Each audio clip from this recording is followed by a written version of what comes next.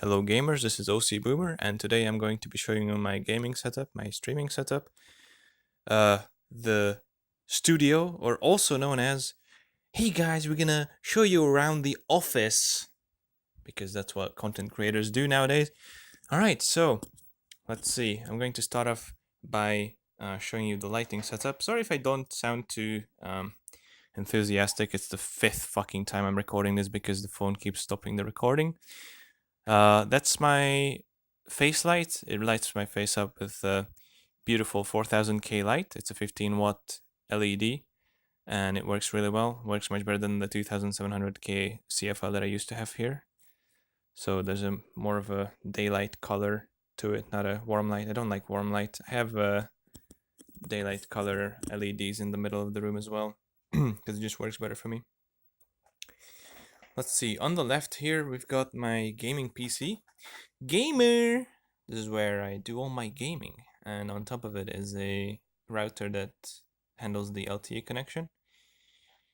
Here we have the two monitors.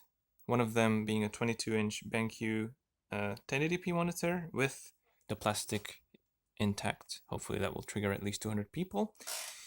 And a Philips 19-inch 1280 by 1024 monitor. This works as my streaming monitor. It's connected to the streaming PC right over there. It's the 1280 by 1024. I may have already said that. So these are my speakers. It's part of the wooden ones are part of a 2.1 system. These are not actually subwoofers. These are satellites. They're pretty big ones, and they work perfectly as monitor stands. Because ever since I got my new chair, I felt like the monitors are not high enough, so I just used these speakers to lift them up, and it works absolutely flawlessly. So these are the satellites, and there's the subwoofer down there. So this is connected to the streaming PC, and these two other speakers are connected to the gaming PC. And yeah, I can just hook up this wire here. This is the line in for the sound card in the streaming PC. If I hook it up over there, I can just transmit the sound, because I don't use sound through capture cards. I use sound through sound cards. And I can even adjust the volume like that. It's very convenient. But currently it is hooked up to the console setup, in which case you have to use this wire. But more on that later. So yeah, I'm using old DVDs that I don't need anymore as coasters. They work perfectly fine. Here's my Discord microphone. It's just some shitty Colink microphone. It works perfectly for Discord. And my streaming microphone, the reason I have two is because if I were to use this one with my setup, it would be echoing, so I don't want that. So there's a separate microphone for Discord whenever I need that. Here is my gaming PC keyboard. This is a Canonic 82. By the fifth time, I learned the name of it. That's pretty cool. It's a 75% keyboard I'm currently using, and my mouse with this huge mouse/keyboard mat. It's pretty cool. It fits, the entire keyboard, and I've got plenty of mouse space. And this here is actually my gel type wrist rest, which is really nice. I highly recommend getting one of these. I used to get wrist pains, but it's been completely gone ever since I've been using that. And here is the keyboard holder, since it's an old computer desk, where there is my streaming PC keyboard that it does not want to focus on. That's racist. So this is a Cherry G80 1800 with MX Blacks and a Mitsumi mouse. So yeah, that's my streaming keyboard and mouse. I can type on, type into chat while gaming, or start my timer and stuff like that. So moving over there, this is the streaming PC.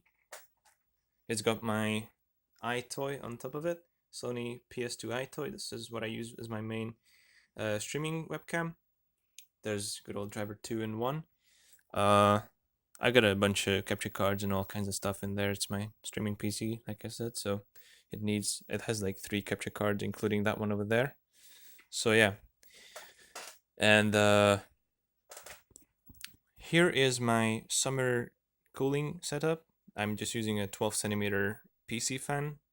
It's 12 volts. I just have a 12 volt power supply on the floor with the push of a button, I have cold air coming at me. I would be dead without this during summer months, that's for sure.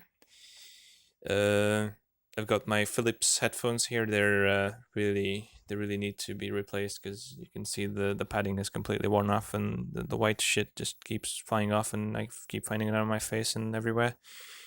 And some miscellaneous stuff. We have controller packs and notes, which is funny because the controller packs are also holding notes. And yeah, I got 3 over here, and there's another one in one of my controllers that is currently in use. So yeah, that's this side of the side of the setup. Down here, there's just a couple drawers with gaming stuff and other stuff as well, and some miscellaneous shit like screws and cables and whatnot, and memory cards. There's where my PS2 used to be, on this brown little desk kind of thing. Not really a desk, I don't know what it is. And underneath used to be my Xbox, but currently my Xbox is being serviced by me. Hopefully I can fix it up. There's my gigabit Ethernet switch down there currently. So this is what the setup looks like currently. This is my CRT TV / console setup, but one of the main reasons I'm filming this is I want to document it before I change it all up, because I'm planning on bringing over my LCD TV that I fixed up not long ago by buying a T-Con panel for it, and I want to implement it into this setup because it would be more versatile than a CRT TV. I could play Xbox 360 and other stuff as well on it, so that would be nice. Yeah, so this is a 21-inch Philips CRT. It's running through RGB with most of the consoles, except the N64 is using S-Video, but that's also going through the same setup. So currently, the way it works is I'm just using all kinds of SCART splitters and stuff, but there's also a SCART switch back there, which is just a 2 in and 1 out. So that definitely is going to be upgraded a little bit. I have a SCART switcher on the way, so should be able to handle more consoles like PS1, PS2, Xbox, Dreamcast, N64. Oh fuck it, it's probably not gonna be enough. Well, we'll see. We'll see about that. Anyways, yeah, some miscellaneous stuff around here, controllers, and my HDMI switches,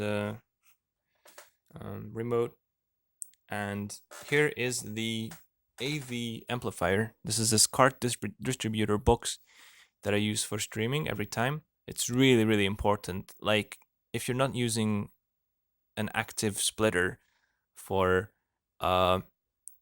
your setup, then you're basically, when you're stripping an analog signal, you're gonna get half as much image quality, like half as much colors and brightness and contrast and all that kind of stuff. So you have to counter that. But with this distributor, basically it has one input over there, and it's got 7 outputs, which is really cool because you basically get 7 outputs that are completely unchanged. They are the same quality as the one that goes in, so it's really useful to keep the signal quality beautiful on your TV and on your stream as well. So the way this works is all the consoles go through switches and whatnot, go into the input of that distributor amp, and I'm currently using 5 outputs of the 7 available. But some of these are audio outputs, some of this is S-Video going to the capture card for the N64, and there's another S-Video card going through the TV's AV2 port, and there's another one going to the AV1 port, and then there's another one going to this here. This is the SCART scaler that I'm using for the streams. What this does is it basically deinterlaces the SCART interlaced video and outputs 720p through HDMI, which goes into my capture card here that I'm mainly using for consoles at the moment. I don't really use it for anything else. This is my Zenta HD capture box. It's also got component on it, S-Video, all that kind of stuff. It's basically mirrored, so like both sides have the same connectors, as you can see. There's a built-in HDMI splitter and component splitter and everything like that. So that's pretty cool. I've had that for like 6 years and it's been working just fine. So yeah, it goes through all of that. If I'm using PC, if I'm doing PC streams, I use another capture card which is built in. It's a PCI Express capture card, and then HDMI cable just goes over there from that PC to this PC, and I capture that. So yeah, this is my shelving or whatever, like my rack or whatever for my consoles. I used to have this white little thing for a long time, and I just had no idea what to do with it. I was just one day thinking about it. I just had these consoles all laying about, and there's just no good way of hooking them up. Like, there's just not enough space here on this desk. Also, there's where my Xbox used to be, down there on the floor. Yeah, I think I said that actually. I don't know. I'm getting mixed up because I've recorded like 70 million times already this video. So yeah, they were just used to be laid out like that, and then one day came with the idea, hey, why not use this over here and just put all my consoles on it? And it was a fucking godsend because I could have all my consoles here hooked up and everything. So yeah, we got the Dreamcast, good old Dreamcast. I can never live without it. We got the N64 with EverDrive 64 in it. That hasn't moved for like half a year ever since I had that EverDrive 64. I never needed to remove it because it's just, I can play all the games on it. I got like Wii, GameCube, PS1, some miscellaneous shit over there. GameCube Power Supply. These are not hooked up at the moment. Like the sensor bar. This is the N64 controller that I use for the most part during Boomer 64. This one has the modified analog stick. And currently, actually, my other one is not here. It used to be here. In the previous videos, it was here, but there's like a gray one that I have that has the original stick that I just fixed on stream. I also have a yellow one. So I got some backup controllers as well. And here's my PS2s. I use both actually for various things. So yeah, and there's a Wii temporarily on top of the TV it's just from a bundle. This is the Wii I'm actually planning on soft modding so I can, play some driver pull on it. Should be fun because the disc reader doesn't work on it anymore, so you can't play discs on it. And yeah, because this is a knockoff PS2 controller that I use for the most part. It's like a couple months old, but the wire's already fucked up. Good quality. This is the original PS2 DualShock 2. This one I use for getaway speedrunning because the analog sensitivity is just it's actually working properly, unlike with all these Chinese knockoffs. And here's another Chinese knockoff, which you'd be surprised that this is a Chinese knockoff. It looks exactly like an original DualShock 2. So it's really good. They're making really, really good, convincing knockoffs nowadays. So yeah, the 2.1 setup, the way it works is, as you can see down there, there's that on the left, that box is the original subwoofer, but I took out the speaker from it because it was pretty shit and banged up, and just hooked up this subwoofer to it. It has like a Tang Band subwoofer on it. The reason for the electrical tape and duct tape is because it has a grill on it normally, but if you take off the grill, there's only holes. But I wanted it off, so I just basically filled in the holes with some foam and stuff, and taped it off, so it's completely sealed. Don't have to worry about it. It actually seals it perfectly. So yeah, this provides a ton of bass. It's really good. Like this layout, like underneath this desk, this is the best one I've found so far, because I've been kind of struggling to find the best place for this subwoofer where I get the most bass, and that seems to be the best solution. It just works really, really well. And I think that's pretty much it. Oh yeah, I wanted to mention this, the oops, almost fell off. This is the Xbox controller adapter, so you can like plug it into the Xbox, and then you can get a PS2 controller in there. It's pretty cool. This is the one that Fuzumi can't buy apparently. And oh, for fuck's sakes, the fucking wire always gets stuck. Oh my god, man! Like the fucking wire is stuck in the fucking wheel of the fucking chair. I can't believe it. How am I even? I can't get it out. It's stuck forever. I guess I'll have to stop the video now. Can I? Oh, I think I did it. Hang on. Yeah, this is the shit I have to deal with. It's fucking annoying, dude. Rolling chairs plus wires are fucking hell. So yeah, that's pretty much it, I think. I'll have to document the setup once I install the LCD TV, because it's going to change quite a bit here.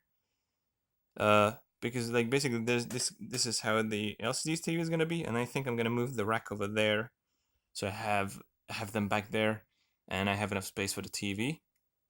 Here there's just a couple, miscellaneous stuff like adapters. There's a PS1 controller, which you can use for GTA speedrunning, and it's better for GTA speedrunning than DualShock 2. And yeah, that's pretty much it, I guess. That is the studio tour of 2019. It's like 24th of June, I believe, in 2019. And this is the current setup, but it's subject to change. Quickly try to think if I forgot about anything, but I don't think so. I think I got everything this time. I can't believe it, I did it. Hopefully the video will be fine. So yeah, thanks for watching, and see you later.